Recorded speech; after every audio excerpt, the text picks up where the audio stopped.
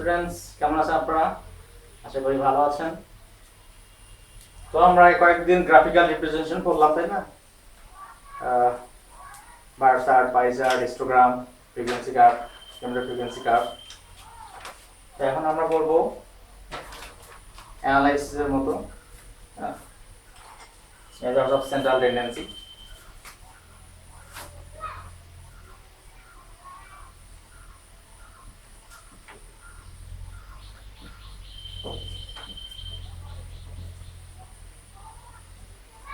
ঠিক আছে, চ্যাপ্টার 3, হ্যাঁ, পেজ নাম্বার হচ্ছে 58।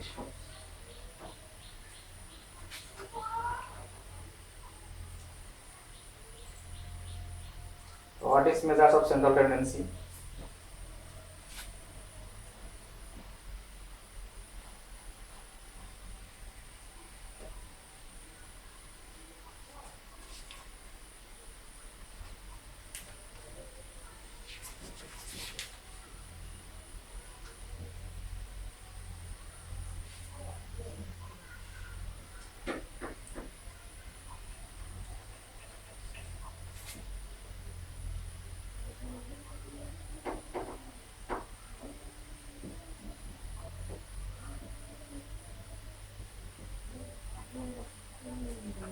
ঠিক আছে, central tendency is a central value or typical value for a distribution. অর্থাৎ একটা ডিস্ট্রিবিউশনের যে সেন্ট্রাল ভ্যালু সেটাকে নরমালি বলা হয় সেন্ট্রাল টেন্ডেন্সি। হ্যাঁ, এখানে আরো কিছু আমি সফট কপি দিয়ে দেবো, আপনারা দেখবেন।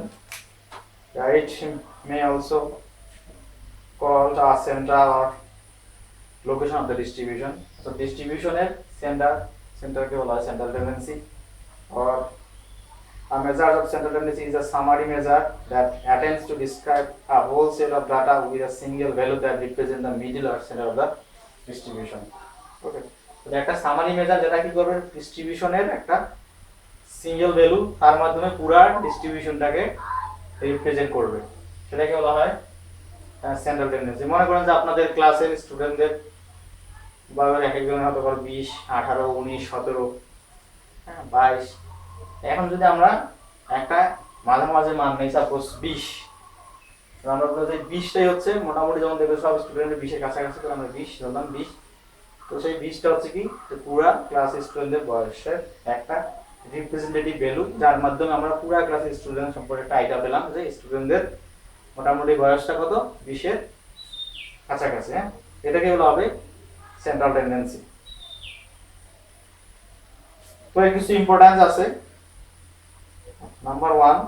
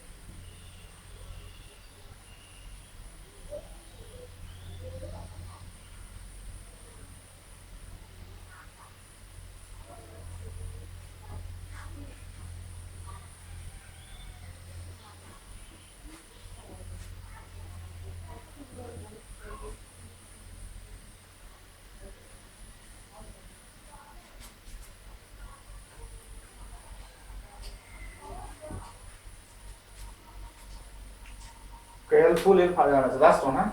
So number 1 is to find representative value. That means methods of central tendency or average give us one value for the distribution, and this value represent the interdistribution. কি হলো, একটা মেজার অফ সেন্ট্রাল টেন্ডেন্সি একটা value দেবে, যার মাধ্যমে কি করে পুরো ডিস্ট্রিবিউশন একটা রিপ্রেজেন্টেটিভ ভ্যালু পাবো, যার মাধ্যমে পুরো ডিস্ট্রিবিউশনটাকে আমরা বুঝতে পারবো। ঠিক আছে। দেন নাম্বার 2, টু কনডেন্স ডাটাটাকে কি করবে, সংক্ষিপ্ত করবে। হ্যাঁ, যদি আমরা ডাটাটা কালেক্ট করে নিয়ে আসি, সেটা কি অনেক বড় থাকে, অনেকগুলো ভ্যালু থাকে। হ্যাঁ, যদি আমরা পুরো ক্লাসের স্টুডেন্টদের আমরা বয়স নেই, অনেকগুলো ভ্যালু, তো সেখানে কি করবো আমরা একটা যেহেতু ভ্যালু কনডেন্স মানে খুবই ছোট একটা ভ্যালুর মধ্যে পুরো ডাটাটাকে আমরা প্রকাশ করতে পারতেছি। দেন টু মেক কম্পারিজন, অর্থাৎ খুব সহজেই কম্পেয়ার করতে পারি। হ্যাঁ, যেমন আমরা ফর এক্সাম্পল আপনি এই সেন্সারে 4টে কোর্সে পরীক্ষা দিয়েছেন, তাহলে আপনি এক ধরনের সিজিপি পাবেন, আবার আরেকজন 4টে কোর্সে পরীক্ষা দেবে সে এক ধরনের সিজিপি পাবে, তাহলে কিন্তু আমরা কম্পেয়ার করতে পারছি এর হ্যাঁ গড সিজিপি এত ওর সিজিপি এত, তাহলে কম্পেয়ার করা যাচ্ছে। দেন হেল্পফুল ইন ফার্দার অ্যানালাইসিস, এর মাধ্যমে আমরা অনেক বিভিন্ন ধরনের অ্যানালাইসিস যেমন dispersion, skewness, kurtosis, index number এরকম বহু ধরনের অ্যানালাইসিস করতে পারবো। ঠিক আছে, তো আপাতত এইটুকুই এখন এইটুকু প্রথম দিকে থিওরি। এখন আমরা এই মেজার্স অফ সেন্ট্রাল টেন্ডেন্সি কিভাবে মেজার করব সেটা এখন শিখবো। বিভিন্ন ধরনের মেজার্স আছে, এগুলো হয়তো আপনারা আগেও কিছু শিখে ফেলেছেন। হ্যাঁ, তো এটা আমরা শিখবো, অনেক ধরনের মেজার মধ্যে আমরা 4-5টা শিখবো।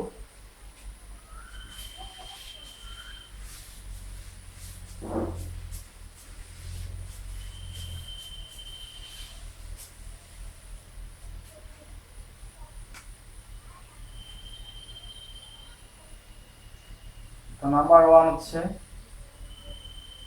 মিন। হ্যাঁ, তো এটা আমাদের নরমালি অ্যারিথমেটিক মিন বলা হয় আর সংক্ষেপে মিনও বলা হয়। মিন আমরা দুই ধরনের শিখবো, একটা হচ্ছে অ্যারিথমেটিক মিন আর কি বলে স্যাম্পল মিন, একটা পপুলেশন মিন। আর number 2 median. Then number 3 mode, and number 4 geometric mean.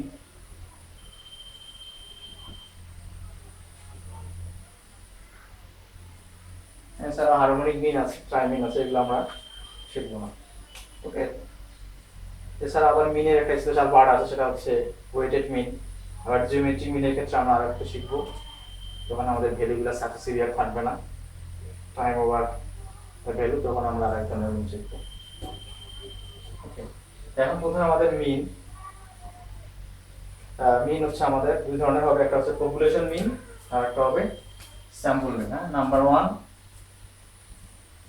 Population mean,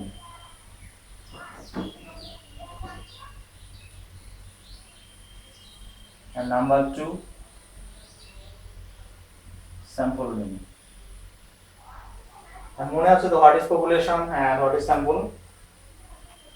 population কি ছিল আমাদের? পপুলেশন ছিল সব কিছু সমষ্টিকে আমরা পপুলেশন বলেছিলাম, সেটা মানুষ জন হতে পারে, গাছপালার সমষ্টি হতে পারে, চারটের সমষ্টি হতে পারে, সব কিছুকে নরমালি আমরা বলি পপুলেশন, সবকিছু সমষ্টিকে। আর সেখান থেকে যখন আমরা রিপ্রেজেন্টেটিভ পার্ট নিব সেটাকে বলা হবে আমাদের স্যাম্পল। আশা করি আপনাদের মনে আছে, তাই না? সেখানে আমাদের পপুলেশন মিন আর স্যাম্পল মিন ফর্মুলা তো সেম, বাট নোটেশন একটু আলাদা, সেটাই আমাদের এখন শিখতে হবে। প্রথম হচ্ছে পপুলেশন মিন। পপুলেশন মিনকে আমরা তাকে ডিরেক্ট লিখতেছি।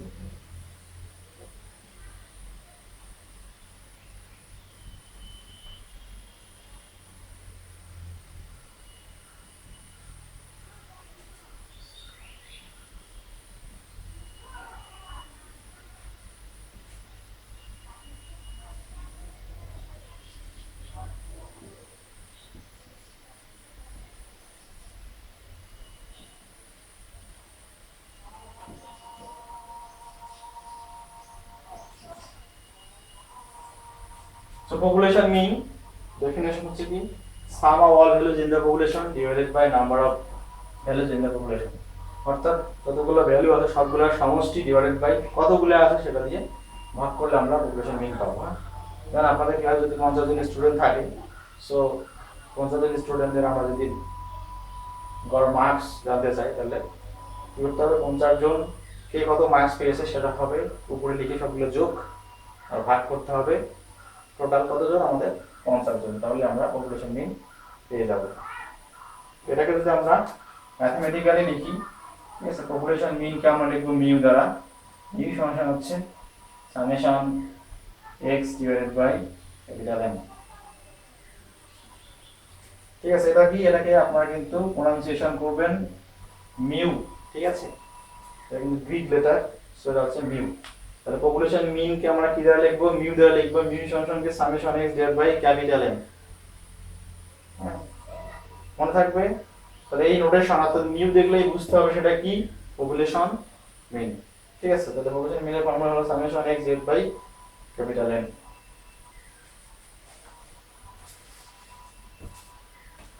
দেন স্যাম্পল মিন।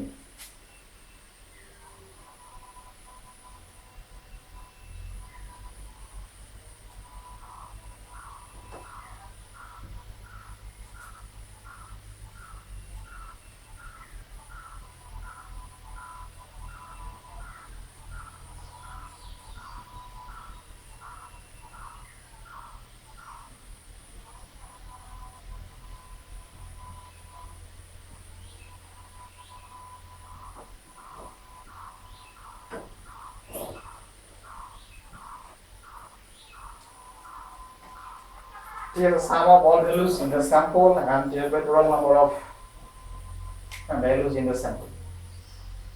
তাহলে এখন যদি 3000 স্টুডেন্ট থেকে আমরা যদি 10 জন স্টুডেন্টকে 10 জন স্টুডেন্টের মার্কস যদি আমরা জানি, তাহলে সেই মার্কস গুলো হবে উপরে ডিভাইড বাই টোটাল স্যাম্পল কত হবে 10।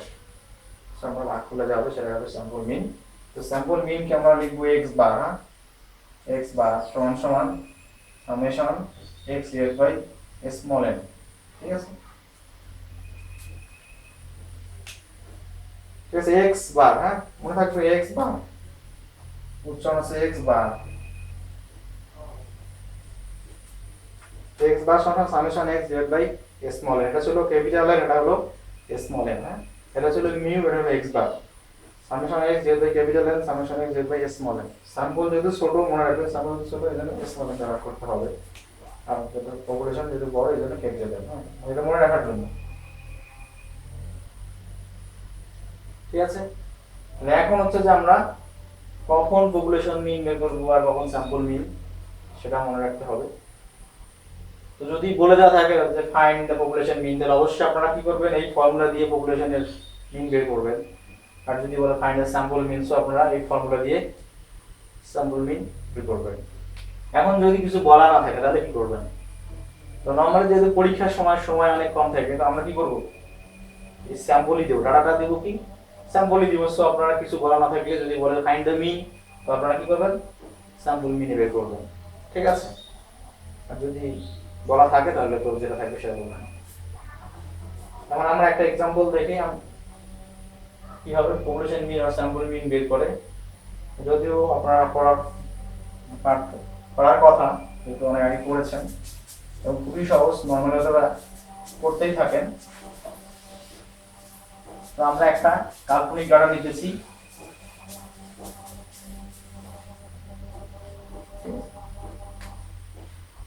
Suppose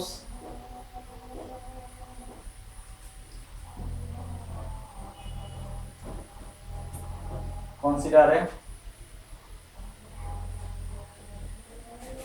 population of age of 5 students। ঠিক আছে, আমরা একটা পপুলেশন কনসিডার করলাম 5 জন স্টুডেন্টের বয়স নিয়ে। সাধারণত আমাদের বললাম প্রাইমারি স্কুলের স্টুডেন্ট। সো 12, 13, 15, 10, 15। ওকে, এই হলো আমাদের ফার্স্ট স্টুডেন্ট পেলাম। ফার্স্ট স্টুডেন্টের বয়স এরকম 12, 12, 15, 15, 15, 10 and 15। তো এখন আমাদের যেহেতু পপুলেশন বলছে, তাহলে আমাদের কি বের করতে হবে, population mean. So population mean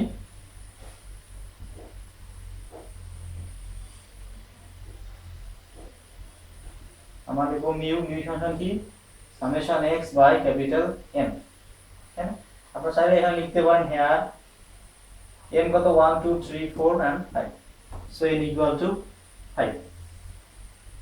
so এখন যদি আমরা পপুলেশন মিন বের করতে চাই তাহলে কি করতে হবে, আমাদের সবগুলো ভ্যালু যোগ করতে হবে।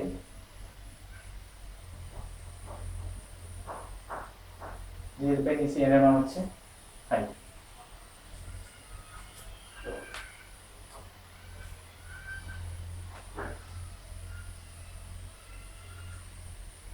plus 13 plus 10 plus 10 plus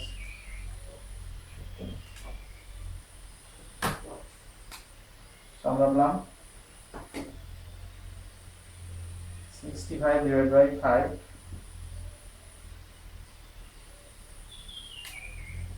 13 and যদি ইয়ার হয় সো 13 ইয়ার্স। তাহলে বোঝা গেল কিভাবে আমরা পপুলেশন মিন পেলাম। আমাদের ডাটাটা পপুলেশন, সো আমরা পপুলেশন মিন বের করলাম, পপুলেশন মিন বের করলে summation x by n, so আমরা x মাইনাস প্রতিটা ভ্যালু বা প্রতিটা স্টুডেন্টের বয়স সেগুলো আমরা লিখে যোগ করলাম, সামেশনের জন্য প্লাস ডিভাইড বাই টোটাল 5 ও 5 দ্বারা ভাগ করলাম, দেন আমরা পেয়ে গেলাম কত, যে গড় বয়স 13 ইয়ার্স। অর্থাৎ এই স্টুডেন্টদের গড় বয়স 13 ইয়ার্স। দ্যাট মিন্স স্টুডেন্টগুলো মোটামুটি 13 ইয়ার্সের কাছাকাছি আছে।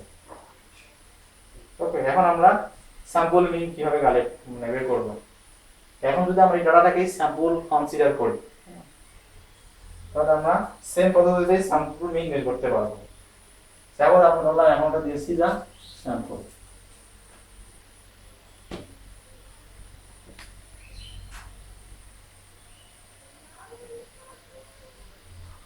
suppose consider sample of age of 5 students this, so এখানে আমাদের কি হবে, পপুলেশন মিন, পপুলেশনের জন্য আমাদের ক্যাপিটাল n ছিল, বাট এখন যেহেতু স্যাম্পল, সো আমাদের এটা হবে স্মল n।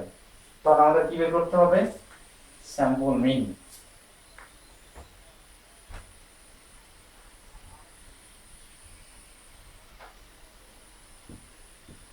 হ্যাঁ, x বার মনে আছে তো, x বার আমরা ভাগ করতে হবে কি দিয়ে, স্মল n দিয়ে, তাই না? বাট ভ্যালু কিন্তু সবগুলাই সেম, n এর মানও 5, সো আমরা কিন্তু আবার যোগ করলে আমরা আবার এভারেজ কত পাবো, 13 ইয়ার্সই পাবো। তো ফর্মুলা কিন্তু সেম, মনে রাখতে হবে ফর্মুলা কিন্তু সেম, রেজাল্টও কিন্তু সেম আসতে পারে, বাট যখন বলা থাকবে পপুলেশন, তখন অবশ্যই পপুলেশনের মিন বের করতে হবে। যদি বলা হয় স্যাম্পল, স্যাম্পলের ফর্মুলা দিয়েই মিন বের করতে হবে। কারণ দেওয়া হলো পপুলেশন, বের করলেন স্যাম্পল মিন, তাহলে কিন্তু ভুল হতে পারে। আবার দেওয়া হলো স্যাম্পল, বের করলেন পপুলেশন মিন, তাহলে কিন্তু ভুল হয়ে যাবে। ঠিক আছে, তো এগুলো কিন্তু মনে রাখতে হবে। ওকে,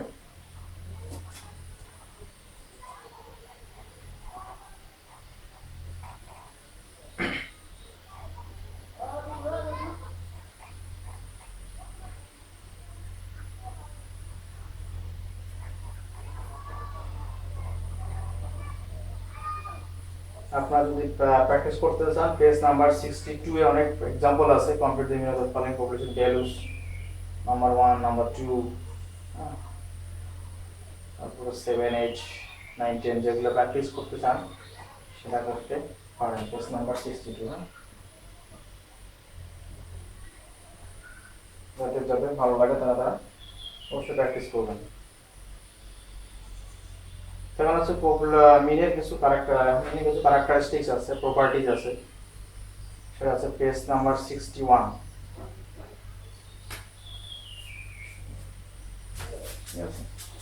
61 page.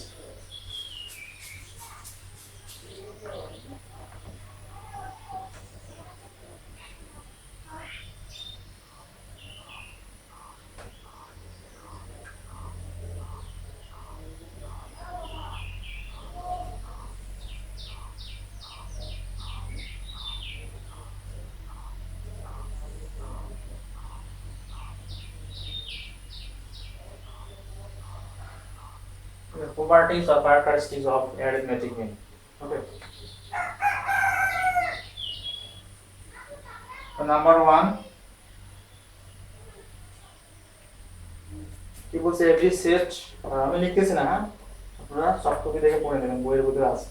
Every set of interval or ratio level data has a mean, অর্থাৎ ইন্টারভাল আর রেশিও লেভেল ডাটা কি হবে, মিন পাওয়া যাবে।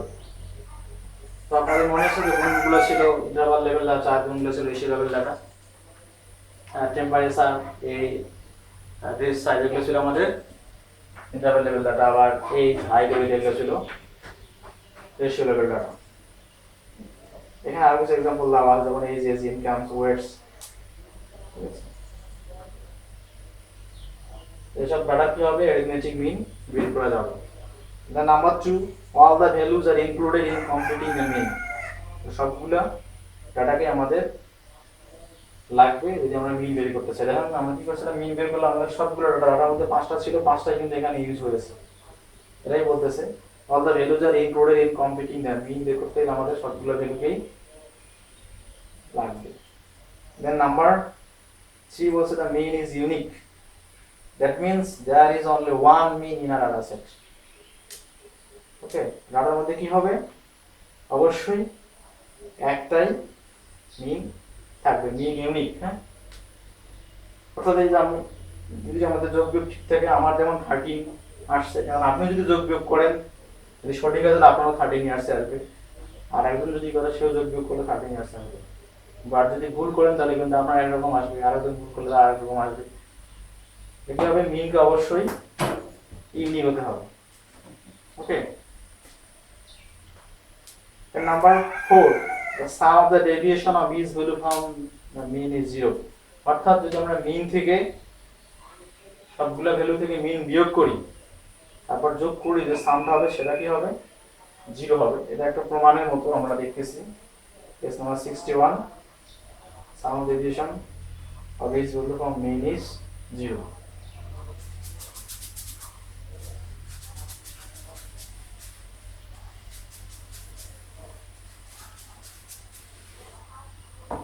আমরা এই এক্সাম্পলটা দিয়ে করতেছি, ঠিক আছে। কন্ডিশনটা এরকম, summation x minus x bar equal to 0। ঠিক আছে, কি বলতেছে, প্রতিটা ভ্যালু থেকে যদি আমরা মিন বিয়োগ করি তারপর সাম করি, তাহলে কি হবে, আমাদের 0 হবে। কখনো কখনো যদি এটা পরীক্ষায় প্রমাণ হিসেবে আসতে পারে। ঠিক আছে, prove that the sum of the deviation of each value from the mean is 0। আপনারা যেখানে एग्जांपल নিতে পারেন। তাহলে আমরা এই एग्जांपलটা নিলাম, আমাদের ভ্যালুগুলো কি কি, 12, 13, 15, 10 and 15। এগুলোর আমরা মিন, স্যাম্পল মিন কত পেয়েছি, 13 ইয়ার্স। তো এখন আমরা এটা প্রমাণ করব কিভাবে sum of deviation of each value from mean is 0। তো left hand side summation x minus x bar। ওকে, তো এখন x এর প্রথম মানটা কত, 12, আর এর মিন কত, 13। সো 12 minus 13, এটা হলো প্রথম মান। দেন সামেশনের জন্য প্লাস, এর পরের মান 13 আর মিন কত, 13, 13 minus 13, দেন প্লাস, দেন আবার 15 minus 13, 15 minus 13, then again plus 10 minus 13, then plus 15 minus 13। তাই বুঝতে পারতেছেন যে আমি আরেকবার বলতেছি। ঠিক আছে, প্রতিটা ভ্যালু থেকে আমাদের মিন বের করতে হবে। প্রথম ভ্যালুটা কত, 12, সো 12, মিন কত, 13, সো আমরা বিয়োগ করলাম 13, দেন ব্র্যাকেট দিতে পারেন, নাও দিতে পারেন। সামেশনের জন্য কি হবে, প্লাস, আবার সেকেন্ড ভ্যালু 13 বিয়োগ মিন 13, তো 13 minus 13, দেন আবার সামেশনের জন্য প্লাস, দেন নেক্সট হচ্ছে 15 minus 12, 15 minus x বার 13, 13, দেন আবার সামেশনের জন্য plus, then 10 minus fourth value 10, 10 minus 13 plus, then last one হচ্ছে 15 minus 13, সো বিয়োগ করলাম। এখন যদি আমরা যোগ বিয়োগ করি, তাহলে প্রথমটা হচ্ছে কত, মাইনাস 1। ঠিক আছে, 0 আপনার ব্র্যাকেট দিতেও পারেন, নাও দিতে পারেন।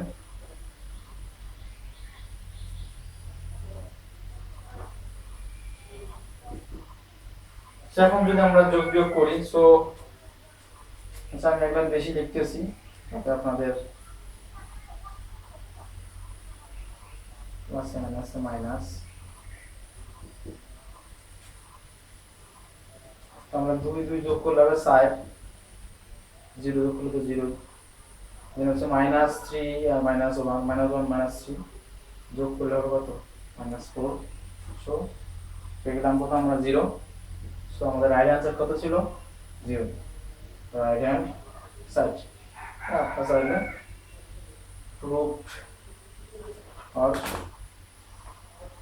শূন্য থাকলে শুড লিখতে পারবেন। ঠিক আছে, যদি প্রমাণ চাই তাহলে প্রমাণ তোমার দেখাতে চাইলে শুড লিখতে হবে। তাহলে বুঝা গেল কিভাবে আমরা properties number search the sum of the deviation of miss value from the mean is 0 গেলাম। ঠিক আছে, আবার এটা কিন্তু কিছু আবার প্রপার্টিজ মানে ভালো গুণ আর গুণ, আর এটা কিছু আবার দোষও আছে, সেটা বললে ডিসঅ্যাডভান্টেজেস বলেন। তো এটা হচ্ছে পেজ নাম্বার 61 এ আছে, দেখবেন mean is unduly affected by unusually large or small values. Mean অনেক বড় ভ্যালু অথবা ছোট ভ্যালু দ্বারা কি হয় অ্যাফেক্টেড হয়। এখানে যদি সব ভ্যালু মোটামুটি কাছাকাছি, এই জন্য মিন কিন্তু এই মাঝামাঝি কোনোটা ভ্যালু বের হবে। এখন যদি আমরা একটা স্টুডেন্ট সাপোজ 60 বছর একটা স্টুডেন্ট নিয়ে চলে আসি, তাহলে কি হবে মিন কিন্তু চলে যাবে 30-35 এর দিকে। দ্যাট মিন্স 5 জন স্টুডেন্টের বয়স 14-15 কাছাকাছি, কিন্তু একটা স্টুডেন্টের কারণে কিন্তু মিনটা 30-35 হয়ে যেতে পারে। আবার যদি একটা আমরা ছোট স্টুডেন্ট নিয়ে আসি 1-2 বছর, নরমালি 1-2 বছর স্টুডেন্ট হয় না যদিও, যদি অনেক ছোট ভ্যালু চলে আসে তাহলে কিন্তু এটা মিনটা সরে দেওয়া গেলো 5-7 চলে আসবে। এই জন্য এটাই বলতেছে যে mean is unduly affected by usually large or small values. তারপর এটা পড়ে নেবেন। আর এই যারা প্র্যাকটিস করতে চান 62 পেজে আমার ম্যাথ দেওয়া আছে, মাথায় শূন্য মতো প্র্যাকটিস করবেন। ঠিক আছে, নেক্সট দিন আমরা হয়তো median mode, geometric mean, weighted mean এটা শেখার চেষ্টা করবো। ওকে, তো সবাই ভালো থাকবেন, সুস্থ থাকবেন, সবাইকে ধন্যবাদ।